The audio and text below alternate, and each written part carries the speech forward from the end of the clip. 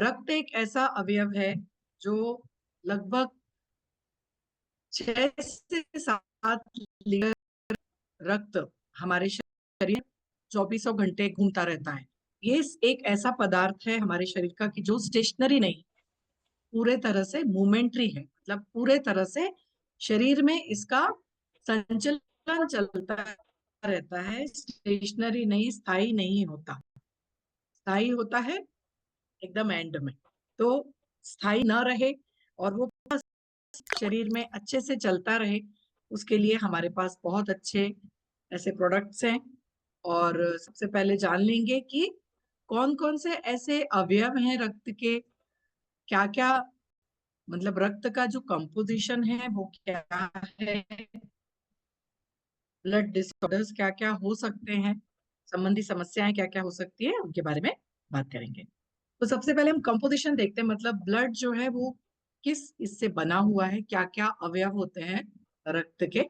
Composition of mammalian blood, 3-4 तरह के important इसके फैक्टर्स हैं। सबसे पहला होता है प्लाज्मा, यानी कि जो तरल पदार्थ होता है ब्लड में, प्लाज्मा। उसके जो कॉन्स्टिट्यूएंट्स हैं उसमें क्या क्या होता है, देखिए प्लाज्मा में होता है वाटर, आयंस यानी कि ब्लड इलेक्ट्रोलाइट, जैसे कि sodium chloride, potassium. Plasma protein में क्या आ गया इसमें, ग्लोब्युलिन। जो भी हम प्रोटीन के बारे में बात करते हैं, इम्यूनोग्लोबुलिन जैसे आप सभी को पता है, तो प्लाज्मा प्रोटीन यानी क्या, इम्यूनोग्लोबुलिन। और बहुत सारे ऐसे पदार्थ, पोषक तत्व, जो कि ब्लड के द्वारा एक जगह से दूसरी जगह पे पहुंचाए जाते हैं। तो मित्रों, पूरे हमारे शरीर में जो पोषक तत्वों का आवागमन है, हमारे आमाशय से लेके बाकी पूरे शरीर में जहां जहां पे पोषक तत्व और ये प्रोटीन्स वगैरह पहुंचाए जाते हैं, ये रक्त के द्वारा ही पहुंचाए जाते हैं। तो इसका फंक्शन क्या है, बहुत सारे सॉल्वेंट को ये कैरी करता है, मतलब इसमें घुलकर हमारे जो पोषक तत्व हैं वो पूरे शरीर में पहुंचते हैं। ऑस्मोटिक बैलेंस रखता है, पीएच का रेगुलेशन करता है, हमारे शरीर के अंदर जो अवयव हैं, जो शरीर का पीएच है उसको मेंटेन रखता है। और दूसरा एक जो इम्पोर्टेंट वो क्या है, क्लॉटिंग और डिफेंस में इसका बहुत महत्वपूर्ण योगदान है। क्लॉटिंग यानी क्या, ब्लड क्लॉट हो जाना। इसमें कुछ ऐसे फैक्टर्स होते हैं, जैसे आप देखोगे कि थोड़ी भी चोट लगती है जब, तो ब्लड बाहर निकलता है, ब्लीडिंग होती है, लेकिन with in 2 to 3 minutes blood clot हो जाता है। ठीक है, तो ब्लड क्लॉटिंग में इसका बहुत महत्व है प्लाज्मा का। और डिफेंस, डिफेंस कैसे, जो इसमें रक्त कोशिकाएं पाई जाती हैं, सफेद रक्त कोशिकाएं, वो हमारे शरीर का डिफेंस मैकेनिज्म है। मतलब जैसे मान लो कोई भी वायरल बैक्टीरियल फीवर होता है, या कोई भी हमारे शरीर के अंदर कोई भी ऐसी बॉडी प्रवेश करती है, तो इमिडिएटली यह जो सब सफेद रक्त कोशिकाएं हैं, ये क्या करती हैं, डिफेंस का काम करती है, इम्यूनिटी का काम करती है। तो सबसे इंपॉर्टेंट रोल क्या है ब्लड का, डिफेंस मैकेनिज्म देना। दूसरा इसमें होता है प्लेटलेट्स। प्लेटलेट्स है इंपॉर्टेंट, नंबर होता है प्लेटलेट्स का पर माइक्रो ml ऑफ ब्लड में 2,50,000 से 4,50,000 इसका नंबर होता है। और इसका फंक्शन क्या है, ब्लड क्लॉट, ब्लड को क्लॉट करना। तो प्लेटलेट्स इंपॉर्टेंट हैं ब्लड क्लॉटिंग में। दूसरा इसका अवयव है व्हाइट ब्लड सेल्स, यानी कि सफेद रक्त कोशिकाएं। इसका नंबर होता है 5,000 से 10,000 पर माइक्रो ml ऑफ ब्लड। तो जब यह नंबर बढ़ जाता है या कम हो जाता है, दो ही संभावनाएं होती हैं, किसी भी अवयव की संभावनाएं क्या है, दो है। तीसरा है लाल रक्त कोशिकाएं। लाल रक्त कोशिकाएं होती हैं 5 से 6 मिलियन, मतलब 50 लाख से 60 लाख तक पर माइक्रो ml ऑफ ब्लड। इसका फंक्शन क्या है, सबसे इंपॉर्टेंट फंक्शन है लाल रक्त कोशिकाओं का, ऑक्सीजन को पूरे शरीर में ट्रांसफर करना, ट्रांसपोर्ट करना, और कार्बन डाइऑक्साइड को लंग्स में से बाहर निकालना। मतलब जो हमारी वायु ये है, प्राण वायु है, ऑक्सीजन जो है, और कार्बन डाइऑक्साइड क्या है, जो घातक है, टॉक्सिन है, तो इसका ट्रांसपोर्ट करना, ये किसका काम है, लाल रक्त कोशिका। तो plasma, platelet, white blood cells और रेड ब्लड सेल्स। अब संभावनाएं क्या क्या है? ब्लड बेसिक क्या बोलता है? व्हाइट ब्लड सेल्स बहुत इंपॉर्टेंट पार्ट है इम्यून सिस्टम की, जो कि हमारे शरीर में होती है फाइट, इन्फेक्शंस को फाइट करने के लिए, इन्फेक्शन से लड़ने के लिए। गलती कहाँ पे होती है? यदि आपकी लाल रक्त कोशिकाएं बहुत ज्यादा बढ़ जाएं, बहुत ज्यादा मात्रा में यदि बढ़ जाएं, तो यह सिम्टम हमें कहाँ दिखता है? जब आपके शरीर में इन्फेक्शन हो, यदि संख्या बढ़ी हुई दिखी, जब ब्लड टेस्ट करते हैं यदि व्हाइट ब्लड सेल्स बढ़ी हुई हैं, तो इसका मतलब है कि शरीर में इन्फेक्शन है, एक्यूट इन्फ्लेमेटरी कंडीशंस हैं, या फिर कुछ कैंसर जैसी स्थिति हो गई है, एक्यूट या क्रोनिक ल्यूकेमिया। दूसरा होता है बहुत कम यदि हो जाए, ठीक है, बहुत कम यदि हो जाए तो उसको बोला जाता है ल्यूकोपेनिया। यह बहुत, इसके कारण होते हैं, बहुत सारे कारण होते हैं, किसी दवाइयों के कारण, इन्फेक्शंस, स्पेशली वायरल इन्फेक्शन के कारण, कुछ विटामिन की कमियों के कारण, या फिर पोषक तत्वों की कमियों के कारण। इसमें सबसे इंपॉर्टेंट है विटामिन B12 या फिर फोलिक एसिड। बहुत सारे डिसऑर्डर्स में ल्यूकेमिया, लो वाइट ब्लड सेल्स काउंट बताता है इम्यूनिटी कम हो गई है, और हमारी जो इन्फेक्शंस की जो क्षमता है, हील करने की क्षमता है, वह कम हो गई है। दूसरा क्या है? Red blood cells. इसका इंपॉर्टेंट क्या है? यह ऑक्सीजन को शरीर में से, लंग्स में से सारे ऑर्गन्स में ट्रांसफर करता है। गलती कहाँ होती है? जब लाल रक्त कोशिकाएं बहुत ज्यादा हो जाए, तो it can cause a condition, इसको बोला जाता है पॉलीसाइथेमिया। जब लाल रक्त कोशिकाएं बहुत गाढ़ी हो जाती हैं, तो उस समय ब्लड क्लॉट होने की संभावना होती है। मान लो ब्लड क्लॉट आपके ब्रेन की नलिकाओं में हो गया, ब्लड क्लॉट आपके हार्ट की नलिकाओं में हो गया, तो संभावना क्या है? स्ट्रोक आ सकता है, हार्ट अटैक आ सकता है। इसलिए खूब ज्यादा संख्या भी सही नहीं होती, क्योंकि यह थक्के हो जाते हैं, मतलब रक्त के थक्के जब हो जाते हैं, ब्लड क्लॉट जिसको बोलते हैं। या फिर बहुत कम यदि हो गया, टू लो, उस समय उसको बोला जाता है एनीमिया। यह कंडीशन ज्यादा देखने को मिलती है। इसमें बहुत सिम्टम्स हमें देखने को मिलते हैं। यदि लाल रक्त कोशिकाएं कम हो गई तो क्या होगा? ऑक्सीजन सप्लाई कम हो जाएगा पूरे शरीर के अंदर, और जो कार्बन डाइऑक्साइड बन रही है अंदर, वो बाहर नहीं निकलेगी, तो टॉक्सिन्स अंदर बढ़ जाएंगे और ऑक्सीजन सप्लाई कम हो जाएगा। इसमें क्या होगा? आपको सांस लेने में तकलीफ होगी, पेल लुकिंग, यानी कि पूरा शरीर सफेद पड़ जाता है, बहुत थकान आती है। यह इंपॉर्टेंट है लाल रक्त कोशिकाओं का। और प्लेटलेट्स क्या काम करती हैं? ब्लीडिंग को स्टॉप करती हैं, ब्लीडिंग को रोकती हैं। और जो भी हमारे शरीर में घाव होते हैं, अंदरूनी या बाहरी, कोई भी चोट लगती है, जैसे ही हाथ कट गया या फिर कहीं भी आपको चोट लग गई, तो प्लेटलेट्स का काम होता है ब्लीडिंग को रोकना। 2 से 3 मिनट में ब्लीडिंग रुकनी चाहिए। गलती कहाँ होती है शरीर के अंदर? यदि प्लेटलेट काउंट बहुत ज्यादा हो गया, दोनों संभावनाएं हैं, बहुत ज्यादा हो गया तो क्या होगा? High risk of blood clot. ये क्या कर रहा है काम? प्लेटलेट का काम क्या है? ब्लड को क्लॉट करना। यदि ज्यादा हो गया, प्लेटलेट काउंट ज्यादा हो गया, तो जगह जगह पे ब्लड क्लॉट हो जाएंगे। और यदि बहुत कम हो गया, प्लेटलेट काउंट बहुत कम हो गया, तो क्या होगा? ब्लीडिंग बढ़ते जाएगा। इसके लिए क्या है? कोई भी तीनों ही कोशिकाएं, चाहे वो सफेद रक्त कोशिकाएं हो, लाल रक्त कोशिकाओं हो, या फिर प्लेटलेट, तीनों की ही जो मात्रा निर्धारित है उसमें ही होना चाहिए। बहुत ज्यादा और बहुत कम, तीनों ही हानिकारक है। क्या क्या हो सकता है ब्लड रिलेटेड डिसऑर्डर्स में? ये देखिए, ये आपका ब्लड है, ये है लाल रक्त कोशिकाएं, ये है सफेद रक्त कोशिकाएं, और ये है प्लेटलेट। ये सिर्फ चित्रीकरण से समझाया गया है कि ऐसा हो होता है ब्लड में। तो क्या क्या डिसऑर्डर्स होते हैं? जब आपका आरबीसी काउंट बढ़ गया, यानी लाल रक्त कोशिकाएं बढ़ गई, उसको बोलते हैं इरिथ्रोसाइटोसिस। लाल रक्त कोशिकाएं कम हो गई, उसको बोलते हैं एनीमिया। डब्ल्यूबीसी काउंट बढ़ गया, उसको बोलते हैं ल्यूकोसाइटोसिस। डब्ल्यूबीसी काउंट कम हो गया, उसको बोलते हैं ल्यूकेमिया। प्लेटलेट काउंट बढ़ गया उसको बोलते हैं थ्रोम्बोसाइटोसिस, और यदि कम हो गया उसको बोलते हैं थ्रोम्बोसाइटोपिनिया। तो ये बहुत सिंपल है, तीन चीजें हैं, तीनों में या तो बढ़ोतरी होती है या कमतरता होती है, उसके अलग अलग डिस्क्रिप्शन है, नाम है। एक होता है सिकल सेल एनीमिया। इसमें क्या होता है कि लाल रक्त कोशिकाएं अपना आकार छोड़ देती हैं, कुछ अलग टाइप का आकार ले लेती हैं या फिर टूटने लगती हैं, उसको बोलते हैं सिकल सेल एनीमिया।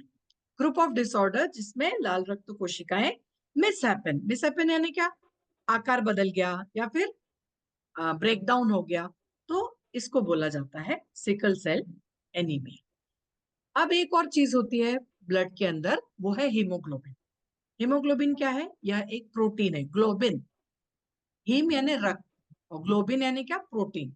तो ऐसा प्रोटीन जो रक्त को ले जाने का काम करता है। तो हीमोग्लोबिन इज अ प्रोटीन जो कि लाल रक्त कोशिकाओं में से ऑक्सीजन को, मतलब लंग्स में से, हमारे फेफड़ों में से ऑक्सीजन को पूरे शरीर में ले जाने का काम करता है, और उसके बदले में कार्बन डाइऑक्साइड शरीर में से लेता है और वापस लंग्स तक लेके जाता है। तो यह एक साइकिल है। कार्बन डाइऑक्साइड, सॉरी, यह है ये पूरा रक्त, जैसे ये हीमोग्लोबिन है, ठीक है, हीमोग्लोबिन का स्ट्रक्चर है। यह है हीम, यह है ऑक्सीजन मॉलिक्यूल, और यह है ग्लोबिन, और उसमें एक और चीज पाई जाती है, आयरन।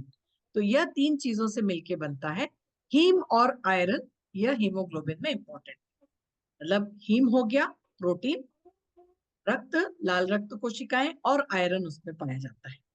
इसका काम क्या हो गया, हीम जो है यह ऑक्सीजन से क्या क्या काम करता है, हीमोग्लोबिन ऑक्सीजन का ट्रांसपोर्ट करना, कार्बन डाइऑक्साइड को बाहर निकालना, और रेगुलेशन, ब्लड फ्लो का रेगुलेशन करना, और ब्लड पीएच को मेंटेन रखना। अब इसमें यहां से अच्छे से समझाया गया है कि ऑक्सीजन और हीमोग्लोबिन कैसे कनेक्टेड है। यह है हीमोग्लोबिन का संरचना। यह ऑक्सीजन को लेता है, ये ऑक्सीजन मॉलिक्यूल है, ऑक्सीजन इससे कनेक्ट होती है लाल रक्त कोशिका हीम से। यह हीम है, हीमोग्लोबिन है, ऑक्सीजन इससे कनेक्ट होती है, जुड़ती है, लाल रक्त कोशिकाओं में ऑक्सीजन जाती है, ये लाल रक्त कोशिका है, और शरीर की कोशिकाओं में पहुंच के ऑक्सीजन रिलीज हो जाती है, ठीक है। और मतलब ऑक्सीजन हीमोग्लोबिन से जुड़ता है, लाल रक्त कोशिकाओं में पहुंचता है, और लाल रक्त कोशिकाएं पूरे शरीर में ऑक्सीजन सप्लाई करती है। इसी तरह से हीमोग्लोबिन जो है, जब ये खाली हो गया ऑक्सीजन, यह कार्बन डाइऑक्साइड को लेता है, और रक्त के द्वारा ही यह लंग्स में पहुंचता है, बैक टू लंग्स, और वहां से कार्बन डाइऑक्साइड बाहर निकल जाती है। तो इस तरह से ऑक्सीजन और कार्बन डाइऑक्साइड का आवागमन किसके कारण होता है संभव, हीमोग्लोबिन के कारण। यदि शरीर में हीमोग्लोबिन कम हो गया, ठीक है, यह है नॉर्मल, ये आपकी लाल रक्त कोशिकाएं हैं, ये सफेद रक्त कोशिकाएं हैं, ये प्लेटलेट्स हैं। अब ये नॉर्मल है, ठीक है, तीनों की संख्या नॉर्मल है, आरबीसी, डब्ल्यूबीसी और प्लेटलेट्स। अब यदि यह कम हो गई, क्या, लाल रक्त कोशिकाएं कम हो गई, देखिए इस चित्र में, ये क्या कंडीशन कहलाएगी, एनीमिया। यहाँ पे लाल रक्त कोशिकाएं कम हो गई, संख्या देख रहे हैं आप, यहाँ पे कितनी कम बची, यह लाल रक्त कोशिकाएं कम हो गई, डब्ल्यूबीसी वैसे ही है, प्लेटलेट भी वैसी ही है, सिर्फ लाल रक्त कोशिकाएं कम हो गई। तो क्या होगा, फंक्शन क्या है, ऑक्सीजन और कार्बन डाइऑक्साइड का ट्रांसपोर्ट, ऑक्सीजन को पूरे शरीर में पहुंचाना, और कार्बन डाइऑक्साइड को पूरे शरीर से लेके लंग्स के द्वारा बाहर निकालना। तो यह यदि लाल रक्त कोशिकाएं कम हो गई तो क्या होगा, हमारे शरीर में से ऑक्सीजन कम हो जाएगी, और कार्बन डाइऑक्साइड शरीर के अंदर ही रहेगी। तो बहुत सारी रिस्क हो सकती है हाई और लो हीमोग्लोबिन लेवल। जब लो हीमोग्लोबिन होता है, जब बहुत ज्यादा बढ़ जाता है लो हीमोग्लोबिन, तो किडनी डिसीजेस हो सकते हैं, लिवर डिसीज हो सकते हैं, और एनीमिया जो कि बहुत सारी दूसरी शिकायतें पैदा करता है, क्योंकि ऑक्सीजन सप्लाई कम हो गया, कार्बन डाइऑक्साइड अंदर ही रह गया शरीर के अंदर, तो ऐसी प्रॉब्लम हो जाती है। और यदि हीमोग्लोबिन बढ़ गया, बढ़ भी सकता है हीमोग्लोबिन, यह कम होता है लेकिन बढ़ भी सकता है, तो क्रोनिक लंग डिसीज हो सकता है, डिहाइड्रेशन हो सकता है और हार्ट फेलियर भी हो सकता है। इस तरह से अलग अलग जो अवयव हैं हमारे रक्त के, उनके कारण बहुत सारी बीमारियां होती हैं। तो सबसे इंपॉर्टेंट जो बीमारी है वो क्या है? एनीमिया, जो कि बहुत कॉमन है, साधारण है, महिलाओं में, पुरुषों में, जिनमें रक्तस्राव ज्यादा होता है, रक्त की कमी हो जाती है, उनमें हम बोलते हैं ना, रक्त कम हो गया, रक्त की कमी हो गई। तो रक्त की कमी में क्या हो गया? हीमोग्लोबिन लेवल डाउन हो जाता है और फिर ऑक्सीजन सप्लाई भी रुक जाता है। ये देखिए, normal blood, normal haemoglobin, anaemia जिसमें बहुत कम रक्त कोशिकाएं बची हैं, तो ये कहलाता है एनीमिक ब्लड। ठीक है। ये देखिए, यहाँ पे आपको समझ में आएगा कि होता क्या क्या है। ये नॉर्मल है तो आपका हाथ एकदम लाल दिखेगा, पिंक गुलाबी दिखेगा, जब आपकी लाल रक्त कोशिकाएं सामान्य है। और जब लाल रक्त कोशिकाएं कम हो जाती हैं तो ये सफेद पड़ जाता है। और क्या क्या सिम्टम्स दिखते हैं? फटीग, बहुत थकान होना, ऑक्सीजन सप्लाई कम है। ऑक्सीजन तो प्राणवायु है, यदि ऑक्सीजन ही नहीं मिलेगी तो क्या होगा? थकान रहेगी, हार्ट बीट इरेगुलर हो जाएंगी, फिर चेस्ट पेन होगा, बहुत कमजोरी आ जाएगी, सांस लेने में तकलीफ होगी। ऑक्सीजन कम है तो सांस लेने में तकलीफ होने ही वाली है। आपके हाथ पैर ठंडे पड़ जाते हैं, आपकी त्वचा पेल, सफेद हो जाती है, येलोइश हो जाती है, आपके सिर में दर्द होता है, डिजीनेस होता है, सर हल्का हल्का लगने लगता है, या फिर हेडेक होता है। ये सिम्टम्स यदि आपको दिखते हैं बहुत कंटिन्यूअस ज्यादा दिनों तक, तो फिर आपको रक्त की जांच करानी चाहिए, हीमोग्लोबिन की जांच करानी चाहिए। और फिर जब समझेगा कि हीमोग्लोबिन कम है तो एनीमिया हो गया है। ठीक है। इसका रूट कॉज क्या है? सबसे इंपॉर्टेंट क्या है कारण? एनीमिया का कारण क्या है?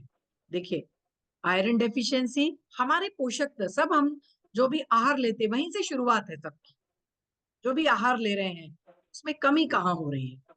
आयरन डेफिशिएंसी, फिर विटामिन B12 डेफिशिएंसी, B9 यानी कि फोलिक एसिड डेफिशिएंसी। इसके कारण क्या हो गया? डिक्रीज ब्लड सेल प्रोडक्शन, लाल रक्त कोशिकाओं का प्रोडक्शन ही कम हो जाता है, ब्लड लॉस होने लगता है और लाल रक्त कोशिकाएं टूटने लगती हैं। टूटी हुई लाल रक्त कोशिकाएं किसी काम की नहीं है। ठीक है। तो दूसरा होता है macrocytic anaemia, potential causes of enlarged blood cells, लाल रक्त कोशिकाओं का साइज बढ़ जाता है।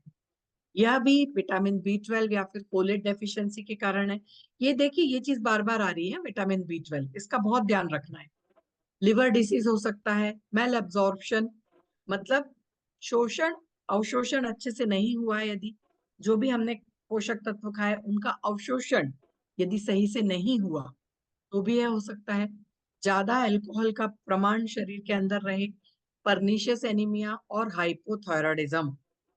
थायराइड भी यहाँ पे इंपॉर्टेंट रोल प्ले करता है। क्यों? यहाँ पे लाल रक्त कोशिकाओं का साइज बढ़ जाता है। ये देखिए, ये बड़ी बड़ी लाल रक्त कोशिकाएं, ये भी एक तरह का एनीमिया है। मैक्रो यानी बड़ा हो जाना, मैक्रोसाइटिक, मैक्रो मतलब क्या? बड़ा। एनीमिया जहाँ पे लाल रक्त कोशिकाओं का साइज बढ़ गया, तो ये भी एक तरह का एनीमिया है। तो इसके कारण हमने देख लिए। एक होता है सिकल सेल एनीमिया। इसमें क्या है? लाल रक्त कोशिकाएं जो है, यह हीमोग्लोबिन मॉलिक्यूल और पूरी जो ब्लड सेल्स का जो आकार है, ये देखिए, आकार ही बदल जाता है। यह है नॉर्मल लाल रक्त कोशिका। इसको यदि हम ट्रांसफर सेक्शन यानी इसमें जब माइक्रोस्कोप में देखते हैं तो यह इस तरह से दिखती है। ये देखिए, ये अपना ब्लड वेसल्स है, रक्तवाहिनी है, ये है लाल रक्त कोशिकाएं, RBC, गोल कलर, गोल गोल गोल होती है। ठीक है। और जब सिकल सेल एनीमिया होता है तो इसमें किसी भी कारण से यदि स्ट्रेस है, देखिए, अंडर स्ट्रेस्ड कंडीशन, कोई भी स्ट्रेस है शरीर के अंदर, तो लाल रक्त कोशिकाओं का आकार बदल जाता है। ये देखिए, यह ऐसी लाल रक्त कोशिका इस आकार की हो जाती है। देखिए, एबनॉर्मल सिकल सेल सेक्शन, ये ऐसी हो जाती है। ये यहाँ पे देखिए ऐसी है, और यहाँ पे ये कैसी हो गई, एबनॉर्मल हीमोग्लोबिन।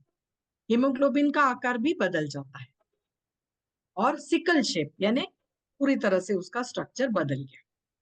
तो जब हीमोग्लोबिन का कार्य क्या होता है कि ऑक्सीजन सप्लाई करना, तो अब इसमें यदि ये क्लस्टर बन गए, एक साथ इकट्ठे हो गए, तो रॉड लाइक स्ट्रक्चर हो गया, स्टिफ हो जाते हैं हीमोग्लोबिन, उसको बोलते हैं सिकल। सिकल शेप ले लेना, उसको बोला जाता है सिकल सेल एनीमिया। तो हर तरह से यह अलग अलग तरह का एनीमिया होता है। अब क्या है, दूसरा जो ऑर्गन हमने देखा था, platelets. Understanding platelets count, normal range, low and high platelet count. ये है नॉर्मल, कितनी होती है, 50 से 60 लाख। लो प्लेटलेट यदि हो गई तो क्या हो जाएगा, उसको बोला जाता है थ्रोम्बोसाइटोपिनिया। प्लेटलेट काउंट कम हो गया, और इसका काम क्या है, प्लेटलेट का ब्लीडिंग को रोकना। ठीक है, यदि लो प्लेटलेट हो गई, और यदि आपको इंजरी होती है, आपको कहीं चोट लगती है, तो क्या होगा, ब्लीडिंग कम हो जाएगी, सॉरी ब्लीडिंग रुकेगी नहीं, और रक्त प्रवाह बढ़ते जाएगा। और यदि हाई प्लेटलेट हो गया, प्लेटलेट काउंट यदि ज्यादा हो गया, तो क्या होगा, थ्रोम्बोसाइटोसिस। इसका मतलब क्या है, शरीर के अंदर ब्लड, जो आपकी रक्त वाहिनियां हैं, उसमें रक्त के थक्के बन जाएंगे, क्योंकि इसका काम क्या है, रक्त का थक्का बनाना, ब्लीडिंग को स्टॉप करना। तो जब आपका ब्लड गाढ़ा हो जाएगा, इसका मतलब सिंपल है, ब्लड गाढ़ा हो गया। जब गाढ़ा हो जाता है तो थक्के बनते जाते हैं, और जब ये थक्के बन जाते हैं तो वो हार्ट में जा सकते हैं, ब्रेन में जा सकते हैं, कहीं भी जाके वो क्लॉट बन जाता है। उसके कारण फिर स्ट्रोक होता है या फिर हार्ट अटैक होता है, क्योंकि रक्त प्रवाह फिर रुक जाता है। इसके लिए तीन सभी चीजें इंपॉर्टेंट है, कम भी नहीं होना चाहिए, ज्यादा भी नहीं होना चाहिए। कम कब कब होता है, वायरल इन्फेक्शन में, डेंगू, मलेरिया, इस तरह की, इसमें यह ज्यादा होता है। हाई प्लेटलेट काउंट के भी बहुत सारे कारण होते हैं, इसमें स्पेशली आपका जो पोषण तत्व है, उसके कारण यह थ्रोम्बोसाइटोसिस होता है, या हाई प्लेटलेट काउंट होता है। एक होता है हीमोफीलिया। हीमोफीलिया में भी क्या होता है, यह नॉर्मल आपकी ब्लड वेसल्स है, ब्लड वेसल डैमेज होने के बाद क्या होता है, ब्लीडिंग होती है। ठीक है, और यदि यह ब्लीडिंग रुकी नहीं, ब्लड क्लॉट नहीं हुआ, तो रक्त बहता जाएगा, उसको बोलते हैं haemophilia. Inability to form clot, coagulation disorder, मतलब कोएगुलेशन यानी क्या, रक्त का थक्का बनना।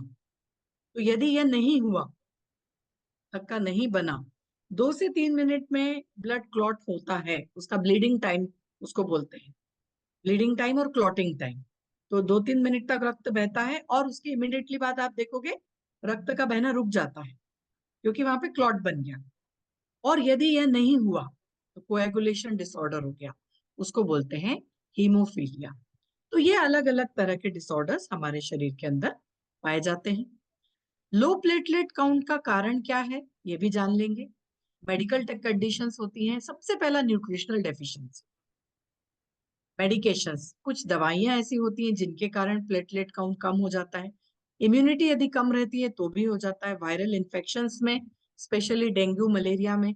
अल्कोहल का ज्यादा जाना शरीर के अंदर, alcohol abuse, bone marrow disorders, autoimmune disorders, pregnancy, chemotherapy, hypersplenism. यदि स्प्लीन, स्प्लीन एक हमारे शरीर का एक ऐसा ऑर्गन है, यदि इसका साइज बढ़ गया तो भी प्लेटलेट काउंट कम होता है।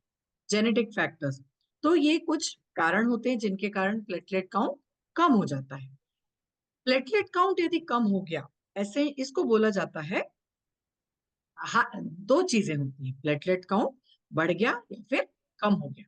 अब यदि बढ़ गया, causes and symptoms of high platelet count, यदि प्लेटलेट काउंट बढ़ गया तो उसको क्या बोला जाता है, एसेंशियल थ्रोम्बोसाइथेमिया। ओके, थ्रोम्बोसाइटोपिनिया और थ्रोम्बोसिस। तो एक होता है यदि बहुत ज्यादा बढ़ जाए, मतलब इसका जो प्लेटलेट काउंट है इसके ऊपर पहुंच जाए, तो ये देखोगे जो रक्त धमनियां हैं, रक्त वाहिनियां हैं, ये देखिए इस तरह से ये क्लॉट बन जाते हैं, जिसको हम वेरिकोज वेन्स बोलते हैं। इसका कारण क्या है? प्लेटलेट काउंट बढ़ गया है आपका, यह थक्के जमते जा रहे हैं। और दूसरा होता है लो प्लेटलेट काउंट। इसमें लो प्लेटलेट काउंट का मतलब क्या हो रहा है? हमारे शरीर के अंदर की जो छोटी छोटी रक्तवाहिनियां हैं, एकदम छोटी छोटी, वहां पे एक्सेसिव ब्रूजिंग हो रहा है, मतलब जो कैपिलरीज है, जो रक्तवाहिनियां वहां पे रप्चर हो रही है, टूट रही है अंदर के अंदर। प्रोलॉन्ग ब्लीडिंग, कट कट यदि हो गया तो प्रोलॉन्ग ब्लीडिंग हो रही है, यूरिन और स्टूल में ब्लड जा रहा है, हैवी मेंस्ट्रुअल फ्लो है, पीरियड्स में यदि बहुत ज्यादा ब्लड फ्लो होता है, और सर्जरी के में यदि कोई सर्जरी हो रही है तो वहां पे भी बहुत ज्यादा ब्लीडिंग हो गई है। तो इस तरह से ये शरीर में आपको देखिए, यदि लो ब्लड प्लेट काउंट यदि हो जाता है तो फिर ऐसा दिखने लगता है, देखिए लाल लाल लाल लाल दिखने लगते हैं, क्योंकि अंदर रक्त वाहिनियां टूट रही हैं। जब बढ़ गया तो ऐसा दिखेगा, और यदि जब कम हो गया प्लेटलेट काउंट तो यह ऐसा दिखेगा, क्योंकि अंदर रक्त वाहिनियां टूटती रहती हैं। तो इस तरह से दोनों चीजें हो सकती हैं, decrease below count of normal count of platelets, और यदि बढ़ जाती है तो ऐसे दिखता है। तो इस तरह से सारी जो चीजें हैं, जितने भी हमने अवयव देखे, बहुत जरूरी है। व्हाइट ब्लड सेल्स के क्या डिसऑर्डर है? लाल रक्त, सफेद रक्त कोशिकाओं के बहुत ज्यादा यदि हो जाए, क्या लाल रक्त कोशिकाएं बहुत बढ़ गई, उसको बोलते हैं ल्यूकोसाइटोसिस। इसमें मतलब a condition with an increased count more than 11,000 per cubic millimeter of human adult blood।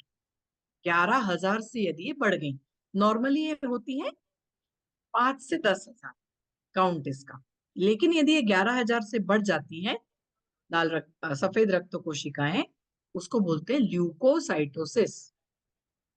और यदि कम हो गई, उसको बोलते हैं ल्यूकोपीनिया। ये है ल्यूकोसाइटोसिस, ये है नॉर्मल, और ये है ल्यूकोपीनिया। ल्यूकोसाइटोसिस जहां पे बढ़ जाती है, ल्यूकोपीनिया जहां पे कम हो जाती है। टू फ्यू ल्यूकोपीनिया जहां पे सफेद रक्त कोशिकाएं बिलो नॉर्मल, यानी 4,000 कोशिकाएं पर माइक्रोलीटर हो जाती हैं।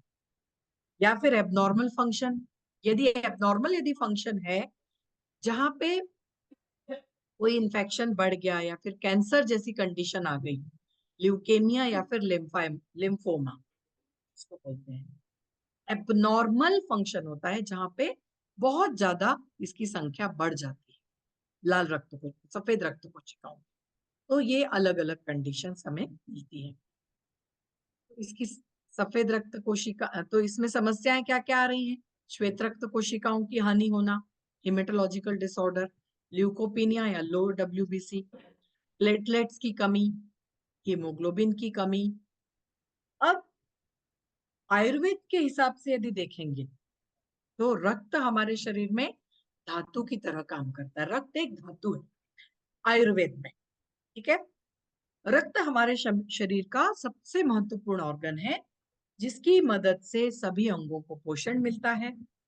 यह धातु जो है हमारे रंग को निखारता है, और सभी इंद्रियों को ज्ञान देता है। सभी इंद्रियां ने बाकी की जितने भी सेंस ऑर्गन्स हैं पूरे शरीर में, यह किससे मिलता है? सिर्फ रक्त के ही कारण संभव है। रक्त से आगे चलकर मांस धातु बनती है, और रक्त के कारण ही सारे धातुओं को, जितनी भी धातुएं हैं, मांस, मेद, मज्जा, जितनी भी अलग अलग धातुएं हैं, किसके कारण पोषक तत्व मिलता है? रक्त के कारण। तो रक्त धातु का सही से रहना, अच्छा रहना, तो ये पूरा जो 5 से 6 लीटर हमारे शरीर के अंदर रक्त है, वो बहुत इंपॉर्टेंट है। उसके लिए हमें बहुत ज्यादा ध्यान रखना चाहिए इस रक्त धातु का। उसके लिए हमारे पास क्या है, देखिए सबसे इंपॉर्टेंट प्रोडक्ट नवचेतन कल्पम। यदि रक्त धातु सही रहेगी तो हमारा पूरा शरीर अच्छा रहेगा। तो यदि रक्त में कमियां हैं, कोई भी तरह की प्रॉब्लम है, तो पूरे शरीर में प्रॉब्लम होता है। नवचेतन कल्पम एक ऐसा प्रोडक्ट है जो कि हमारे शरीर में कंप्लीट न्यूट्रिशनल सप्लीमेंट की तरह काम करता है। Unique combination of powerful herbs जो कि नेचुरली हमारी पूरी सेहत को और हमारे शरीर के स्वास्थ्य को, जो शक्ति कम कम हो जाती है, विगर कम हो जाता है, उसको बढ़ाने में मदद करता है। तो धन्वंतरी का नवचेतन कल्पम सारी धातुओं से, तो रक्त धातु की जब हम बात कर रहे हैं, इन समस्याओं के लिए यह रामबाण उपाय। नवचेतन कल्पम में मौजूद तत्व स्वास्थ्य, स्वास्थ्य, हृदय स्वास्थ्य, तंत्रिका स्वास्थ्य, यकृत, गुर्दे, यौन स्वास्थ्य के लिए विशेष रूप से प्रभावी होता है। अब आयुर्वेद में ऐसी बहुत सारी चीजें हैं जो कि ब्लड प्लेटलेट काउंट को नेचुरली बूस्ट करती हैं। अब इसमें बहुत सारे खाद्य पदार्थ ऐसे हैं जिनके कारण हम एनीमिया को भी सही से कर सकते हैं, मतलब लाल रक्त कोशिकाएं बढ़ा सकते हैं, प्लेटलेट काउंट बढ़ा सकते हैं। इसमें देखिए क्या क्या है, हम जो नॉर्मल एक साधारण हमारे घर में हम ला सकते हैं और इनका सेवन कर सकते हैं। उसमें देखिए प्लेटलेट के लिए पपाया, पपाया की जो पत्तियां होती हैं वो हमारे प्रोडक्ट में भी है, प्लेटिन। दूसरा पोमेग्रेनेट, अनार, मीट एंड फिश, जो लोग नॉनवेज खा सकते हैं उनके लिए ये बहुत इंपॉर्टेंट है। बीटरूट और गाजर का जूस पीना। व्हीट ग्रास, हम जो ये कजरियां करते हैं उसमें हम जो व्हीट ग्रास पैदा करते हैं, वो व्हीट ग्रास सुपर फूड है ये। विटामिन सी का, जितने भी विटामिन सी वाले फ्रूट्स हैं, pumpkin, Kumra, green leafy vegetables, आंवला, किशमिश और कोकोनट ऑयल, ये सारी चीजें क्या है, ब्लड प्लेटलेट को बढ़ाने वाली है। फिर एनीमिया को बढ़ाने वाली होम रेमेडीज, अनार, मेथी, लौकी का जूस, पूरे स्प्राउट्स, होल ग्रेन्स, बनाना, टमाटर, मटर, पालक, नट्स, काजू किशमिश वगैरह, बादाम, खजूर, बीटरूट, एप्पल जूस, और लिवर यानी कि नॉनवेज खाने वालों के। फिर हमारे धन्वंतरी का नेचुरल हनी जो है, दूसरा हमारा दूसरा प्रोडक्ट। पहला प्रोडक्ट हमने क्या देखा, नवचेतना कल्पम। दूसरा product, excellent medicine to cure anaemia, क्या, हनी, जो कि दिन में 2 चम्मच हनी, दिन में 2 बार दूध के साथ, आपको क्या है, हीमोग्लोबिन लेवल बढ़ाता है और रक्त को शुद्ध भी करता है, नेचुरल हनी। ठीक है, तो जब भी आपको लगे थकान है, बहुत ज्यादा शरीर ऐसा कमजोर पड़ गया है, हनी लेना शुरू कीजिए। तो इन सब समस्याओं के लिए हमारे पास देखिए बहुत सारे उत्पाद हैं। Lohrich Hemofit syrup, Calrich D2 max, प्रोटेरिच जी और प्रोटेरिच W, स्पिरुलिना, एम्ब्यूरिच तो सभी लोग लेते हैं, और ग्रो टोटल बच्चों के लिए। ये सारे प्रोडक्ट देखिए, जहां भी ऐसे लगे हिमेटोलॉजिकल डिसऑर्डर, ब्लड संबंधी समस्याएं यदि हैं, तो ये सारे प्रोडक्ट हमारे पास हैं। Lohrich Hemofit syrup, Calrich D2 Max. Calrich D2 Max इसलिए क्योंकि इसमें सभी तरह के विटामिन हैं जो कि हीमोग्लोबिन वगैरह के लिए काम आते हैं। प्रोटेरिच जी, प्रोटेरिच W, स्पिरुलिना, इम्यूरिच और प्रोटोटल। सबसे पहला प्रोडक्ट है कैलरिच D2 मैक्स। इसमें हमें क्या क्या मिल रहा है देखिए, हमने बात की थी विटामिन B12 की सबसे पहले, K27, फिर फोलिक एसिड, और ये सारे माइक्रोन्यूट्रिएंट्स, जिंक, सेलेनियम, बोरॉन और मैग्नीशियम, और कैल्शियम सबसे इंपॉर्टेंट है ब्लड के लिए, क्रोमियम। ये सारे हमें मिल रहे हैं हमारी कैलरिच D2 मैक्स टैबलेट के द्वारा, जो कि ब्लड के लिए आवश्यक है, शरीर की हड्डियों के लिए आवश्यक है। दूसरा प्रोडक्ट है ओमेगा रिच। 369 का सर्वोत्कृष्ट स्रोत है। इसमें हेम्प बीज का तेल, प्याज का तेल और लहसुन का तेल मिले हुए हैं। सोराइसिस, रूखी त्वचा, कोरोनरी हार्ट रोग में सहायता करता है, मासिक धर्म संबंधी विकार को ठीक करता है, वेरिकोज वेन्स जो हमने इसमें पहले देखा था उसको ठीक करने में काम आता है, उच्च कोलेस्ट्रॉल और ट्राइग्लिसराइड नियंत्रित रखता है। तो ये सारी चीजें यदि आपके नियंत्रण में रहती हैं तो ब्लड भी सही से काम करता है। प्लेटिन पपाया लीफ जूस बहुत इंपॉर्टेंट प्रोडक्ट है। जहां पे प्लेटलेट कम हो जाती है किसी भी रोग में, मलेरिया, डेंगू, ब्लड कैंसर या वायरल इंफेक्शन, जब प्लेटलेट काउंट कम हो गया, प्लेटलेट कहाँ इंपॉर्टेंट है? ब्लड क्लॉटिंग में, इम्यूनिटी में, हार्ट हेल्थ में और त्वचा की स्वास्थ्य में। तो पपाया लीफ से बना हुआ, पपीते की पत्तियों से बना हुआ, इसमें और भी अलग इंग्रेडिएंट हैं जो कि प्लेटलेट काउंट को रिकवर करने में हेल्प करता है। पपाया लीफ, इसमें एलोवेरा, मधुपर्णी, हरितकी, गिलोय और मेथी, पुनर्नवा, तुलसी और त्रिकटु, ये सब का मिश्रण बन के पपाया प्लेटिन बना हुआ है। प्लेटलेट काउंट को बढ़ाता है और इम्यूनिटी को सही से रखता है। 30 ml जूस 30 ml पानी के साथ लेना चाहिए। Red aloe vera juice, regular red aloe vera juice लेना चाहिए। इसमें 22 गुना पावरफुल है ये, और इसमें जो अमाइनो एसिड्स, विटामिन और खनिज तत्व और बहुत अच्छी मात्रा में एंटीऑक्सीडेंट पाए जाते हैं। एसेंशियल अमाइनो एसिड्स बहुत जरूरी है शरीर के लिए। एसेंशियल जब होता है इसका मतलब है हमारे शरीर में वो चीज नहीं बनती, इसलिए हम उसको एसेंशियल बोलते हैं। तो हमें इसको लेना है, ठीक है। विटामिन, मिनरल्स, टॉक्सिक एलिमेंट्स को शरीर से बाहर निकालता है, एसिड को न्यूट्रलाइज करता है, लिवर, हार्ट, किडनी फंक्शन को इम्प्रूव करता है, इम्यून सिस्टम को अच्छा रखता है। 30 ml जूस 30 ml पानी के साथ। सीबकथॉर्न जूस, सीबकथॉर्न जूस इसलिए लेना चाहिए क्योंकि इसमें संपूर्ण पोषक तत्व है, संपूर्ण, रिच इन न्यूट्रिएंट्स। इसमें vitamin C, vitamin E, B complex, beta carotene भरपूर मात्रा में है ओवरऑल हेल्थ के लिए, और एंटीऑक्सीडेंट है, कार्डियोवास्कुलर सपोर्ट है, ओमेगा 3, 6, 7, 9 है, स्ट्रेस को कम करता है, फटीग को कम करता है और ओवरऑल हमारे शरीर को अच्छा रखता है। 30 ml जूस 30 ml पानी के साथ सुबह और शाम को। फिर एक और इम्पोर्टेंट प्रोडक्ट है स्पेशली रक्त के लिए, लोहरिच हीमोफिट सिरप। जब हीमोग्लोबिन कम हो गया, हीमोग्लोबिन और आयरन लेवल कम हो गया, तो लोहरिच सिरप है ideal tonic for low haemoglobin level and anaemia. बहुत ज्यादा हेल्पफुल है लाल रक्त कोशिकाओं को स्वस्थ रखने के लिए। पहले की स्लाइड्स में मैंने बताया है पूरा इंपॉर्टेंस इसका, फंक्शन, लाल रक्त कोशिकाओं का शरीर में क्या काम है, हीमोग्लोबिन का हमारे शरीर में क्या काम है।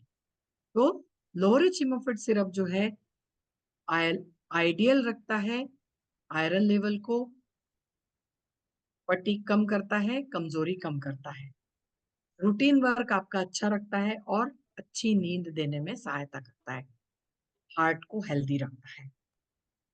30 ml जूस 30 ml पानी के साथ लेके सुबह या शाम इसे आप ले सकते हैं। फिर एक और प्रोडक्ट है विटारिच विटामिन टैबलेट। सबसे ज्यादा शरीर में पोषक तत्वों की जरूरत होती है विटामिन की। विटामिन जो हम प्राकृतिक रूप से ले सकते हैं, फलों के द्वारा, सब्जियों के द्वारा, जो एक स्लाइड में बताया था।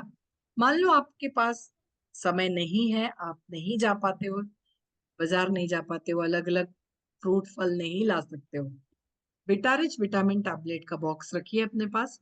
इसमें जितने भी ये फल वगैरह, ये सारे फलों से बनाया गया है, जितनी भी बेरीज हैं, ब्लैक चेरी, नॉनी, पाइनएप्पल, अनार, blueberry, bayberry, blue grapes, kiwi, apricot, ये सारी जितने भी फल हैं उनमें बहुत अच्छी तरह मात्रा में विटामिन पाए जाते हैं, खनिज तत्व पाए जाते हैं और सारे स्वास्थ्य के लिए आवश्यक अवयव पाए जाते हैं। एसेंशियल न्यूट्रिएंट्स हैं जो रूटीन फूड में पाए जाते हैं, जो जरूरी हैं हमारे शरीर की अच्छे स्वास्थ्य के लिए।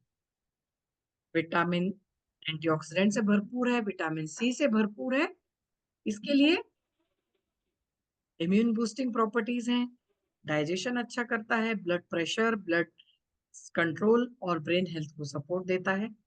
तो सबसे इम्पोर्टेंट तो है कि इसमें सारे न्यूट्रिएंट्स हैं। इसके लिए एक टैबलेट दिन में 2 बार, एक टैबलेट सुबह, एक टैबलेट शाम को, खाना खाने के बाद इसे आप ले सकते हो। ऑल डे एसेंशियल मतलब जो जो हमें हमारे शरीर को जरूरत है वो हम इससे पूर्ति कर सकते हैं। तो ये सारे प्रोडक्ट होते हैं हमारे धन्वंतरी के पास, इसे आप रेगुलर यूज करके अपनी रक्त की जितनी भी समस्याएं हैं उन सबको सुधार सकते